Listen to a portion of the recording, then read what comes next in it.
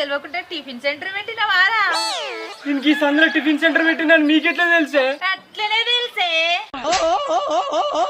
Curry అన్నయ్య ఇది నీకు న్యాయంగా ఉందా? నాకు తెలియకుండా టిఫిన్ సెంటర్ పెట్టుకుంటావా చెప్పు? లేకుంటే ఏం చేయాలి? నాకు చెప్తే నేను మంగళహారతి పట్టకపోదునా? ఎంతైనా ఆడిబిడ్డను కదా. అవ్వా, నేను చీరల బారాలు చేసిన, సౌరాల జడలు అమ్ముకుంటూ తిరిగిన, చిక్కెంటికలు అమ్ముకున్నా, ఆఖరికి మందు చెట్ల బారాలు కూడా చేసిన.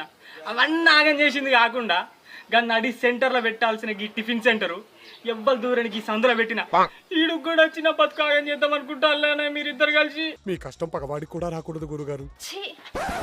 చెల్లె గురించి అన్న అర్థం చేసుకుంది ఇంతేనా అన్న? నేను నీ బేరాలు పోడగొట్టినా అనే చూస్తాను.